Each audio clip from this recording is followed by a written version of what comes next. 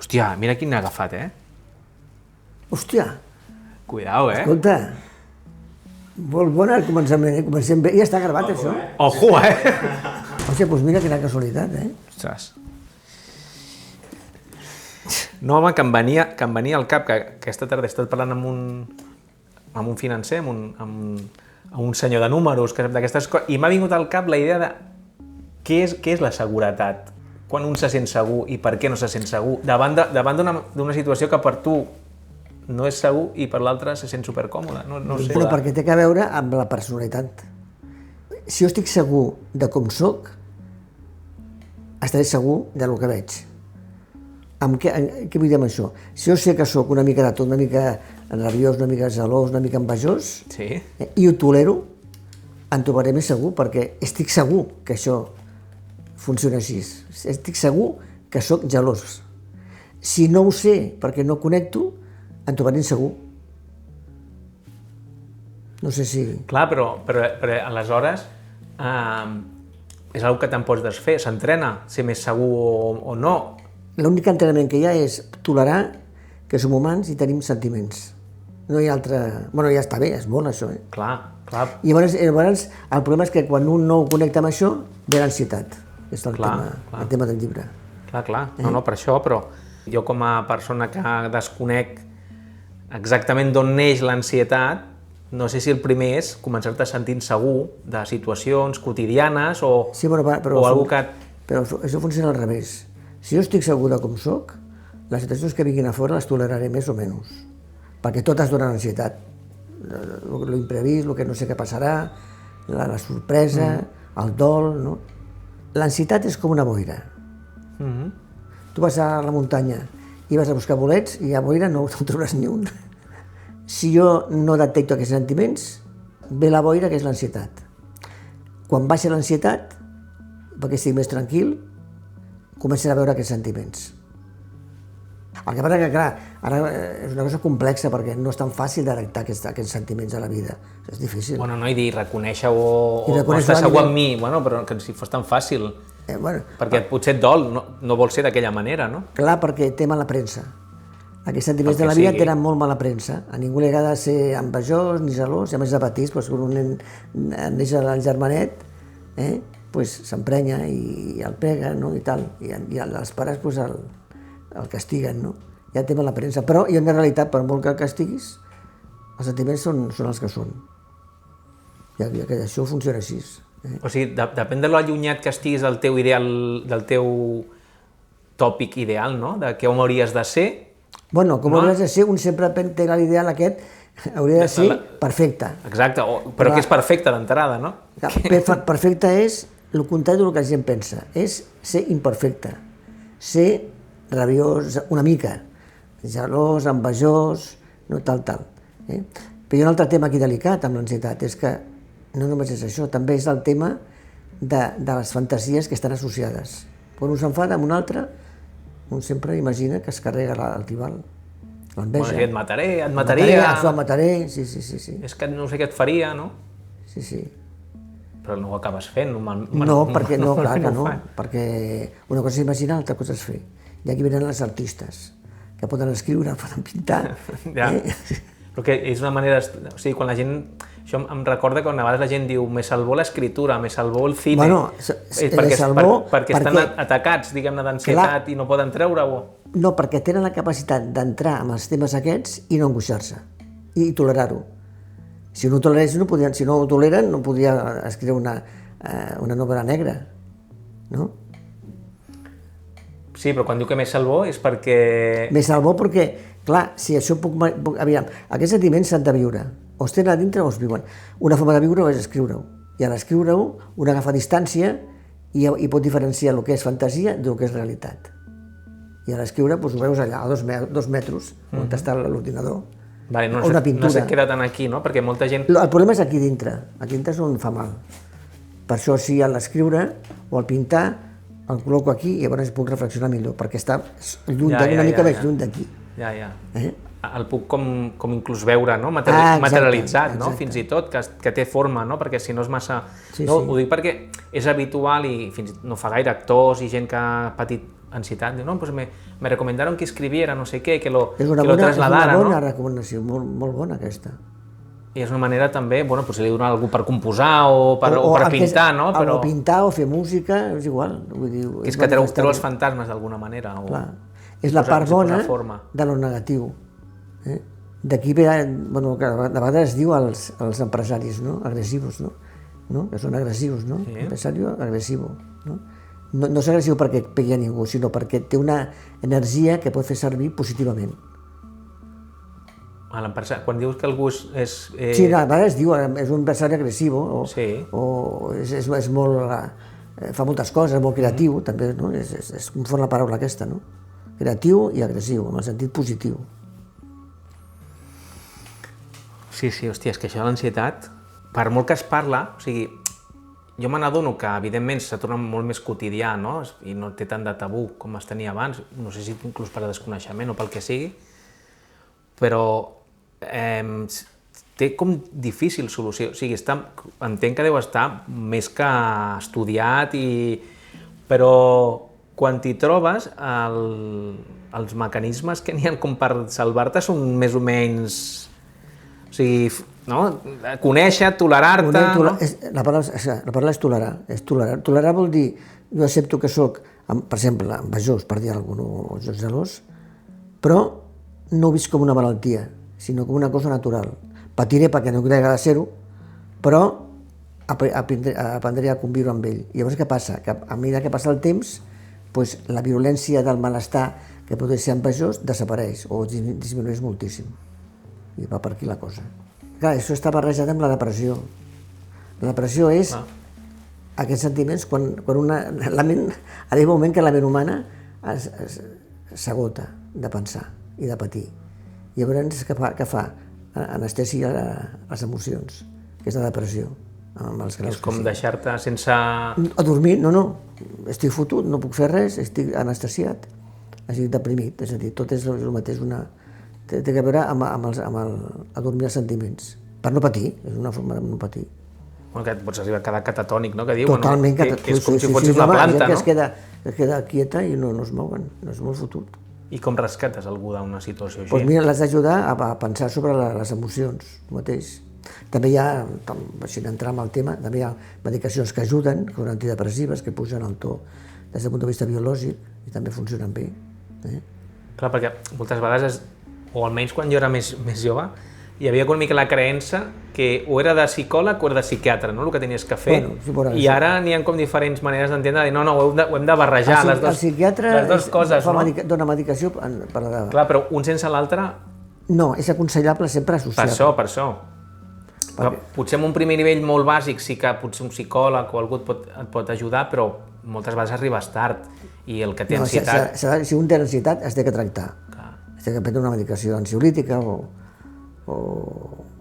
antidepressiva. I recolzar-se també llavors amb la teràpia psicològica, no? També per entendre... La teràpia el que ajuda és això, a connectar amb aquestes emocions. Llavors hi ha molts tipus d'ansietat, no totes són iguals. Ni l'origen, no? Diguem-ne d'on s'inicia, no? El punt de partida. Clar, el punt de partida sempre té a veure amb viure moments de molta tensió. Molt tens i molt preocupat per una cosa. Llavors és quan un esclata, per la raó que sigui. I de vegades esclaten de petits. Ara bé, la base ve de petit. Clar, perquè és que un cop més em preguntava això al principi, no?, que és seguretat, o sigui, de molta tensió. Molt probablement el que jo he vist com amb molta tensió, algú ha de sentir i al revés, no? Per tant, perquè resulta que hi ha persones... Que és educació, o sigui, que és d'educació, d'educació familiar i biològica, gent que és més sensible i hi ha gent que menys, igual que hi ha gent que és més intel·ligent i gent que una mica menys, gent que té oïda per la música i gent que no. O sigui que... Hi ha una base sempre biològica també. Ja. Més sensible. Clar. Bueno, una miqueta... O sigui que pots tindre com certa predisposició o un nivell més alt de... La predisposició és biològica, és més sensible. Neixes així, vull dir, no t'has de sentir culpable de tot el que passa. No, el que passa que després ve el tema familiar. La interrelació familiar, que entre que jo soc molt sensible i la interrelació familiar que pot ser conflictiva, és quan venen les patologies importants. Les crisis aquestes. Clar. Sí. I per què n'hi ha tanta ansietat ara? No, jo no penso que hi hagi més que abans. El que passa que ara la gent s'ho mira més, es dona més nom, Aquesta és bona. es valora més. Però jo penso que... Sí? Sí, perquè el que... O fan més Perquè obert, no? si La tu gent agafes no qualsevol es llibre, calla, no? els antics llibres, qualsevol llibre que agafis antic, els grecs, els clàssics, ja parlen de l'ansietat, parlen de tot. És a dir, que no ho inventen Se li ha ara. donat més premsa, potser. Bueno, és que s'ha de reconèixer que no em sembla malament, però aquesta difusió ara de la salut mental, no? Bueno, sobretot per la infància, perquè és que fins ara no es valorava. No hi havia ni especialitat d'infància, no hi havia especialitat de psiquiatre infantil. I aquí em penso que a Espanya fa poc, És a dir, que no es dona massa importància als temes d'ansietat. No, per això, no? Era una mica, pues, oye, que la vida és molt dura, no? Ja t'espavilaràs, etcètera, no? Ara es mira més, es parla més, no? Es dona més importància, sobretot a la gent jove, als adolescents, que és un problema important, i abans no. I ara, doncs, per això no... Tu agafes els diaris, bueno, el 25% d'articles són sobre salut mental. No, és que per això que abans era un tabú. Ara... Bueno, inclús anar al psiquiatre o anar al psicòleg era com una cosa, bueno, aquest està, no? Perquè el tanquin ja, o sigui, la salut mental, o la prevenció, no? Que moltes vegades és millor, no tant la prevenció... La prevenció té a veure amb això dels nens, a la infància. Però llavors, qui ha d'estar al tanto són més els pares?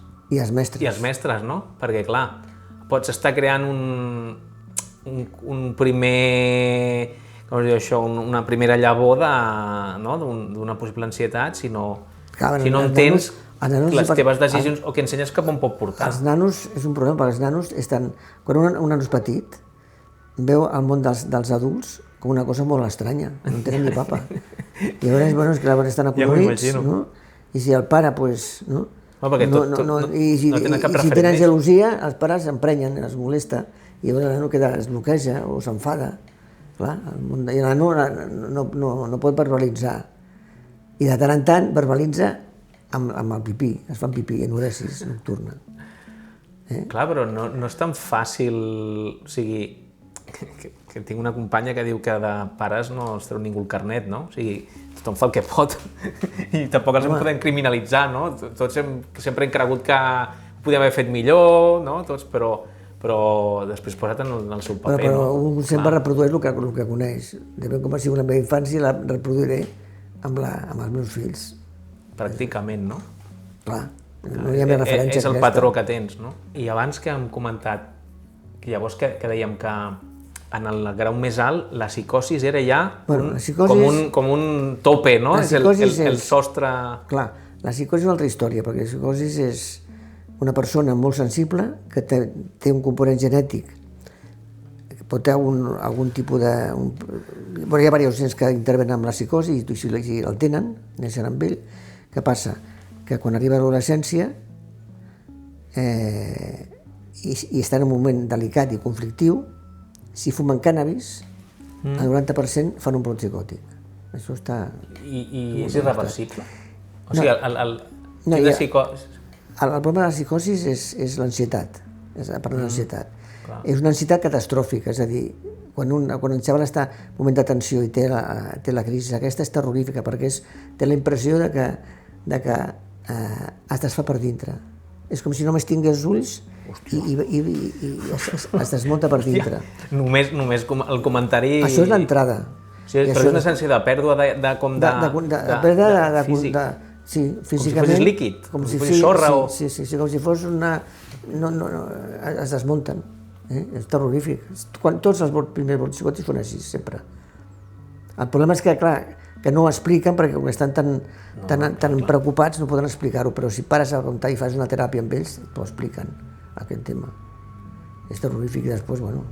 I el problema és que ho fan molt jove, 17 o 18 anys, és terrible perquè no tenen la vida feta i no poden estudiar, després d'estudiar... Clar, per això llavors... Primer que dona sensació que és arrel del consum de... És el desencadenant. És el desencadenant. No sempre, però 80-90%. Déu-n'hi-do. 80%, la gent jove. Clar, per això és 16-17, no? Que comencen a És fumar l'època. millor o alguna cosa així. Però pots acabar fent vida quotidiana? No. No? Costa molt. Hòstia. Perquè passa el que dèiem abans de les emocions, però molt intensament. Al nano el que li passa és que amb aquesta crisi la pell es torna molt fina. Es tornen hipersensibles a aquests sentiments de la vida, a l'amor, a l'odi, la gelosia. I llavors què passa? Que el contacte amb la gent es desmunta. Tornen a tindre una crisi d'ansietat gran, d'aquesta catastròfica, perquè, clar, constantment o s'enamoren o no s'enamoren, o es frustren perquè suspenen, o van a la feina i es enfaden amb el jefe, però clar, igual que tu o jo ens podem enfadar amb el jefe, ells ho viuen com una catàstrofe. Per això no poden... S'hi costa molt. Llavors han de treballar en llocs protegits, a tallers protegits i amb molta cura, però... És et queda una espècie d'invalidesa, pràcticament. A menys que Doncs és perillós, sí. tinguin un tractament de medicació i de teràpia. A veure, la gent que, per exemple, pateix esquizofrènia, no sé de quins nivells no ho conec, però entenc que alguns sí que inclús poden arribar a fer una certa vida també. Sí, Està apartat d'això, però m'he de referir que en l'esquizofrènia sempre tenim com el que més perquè por fa, és no? jove, però si fan la voz més gran, no recordo que hi ha un actor, un locutor de la tele que va fer un brot ara, és que va fer un llibre, no sé com se diu ara. Ángel Martín, aquest, ha fet un llibre, i ho explica molt bé. Passa que ell la va tenir de gran, la crisi. Però bueno, com que va ser de gran, ha pogut fer el llibre, em penso que ja treballava no sé... Vull dir que té una maduresa que... Vull dir, ja no és el mateix, el problema és quan fan la crisi de jovenets, que els hi costa. Sí. No està mal. Bueno, doncs Déu-n'hi-do el que ha donat el llibre, Està mal. Déu-n'hi-do. Molt interessant.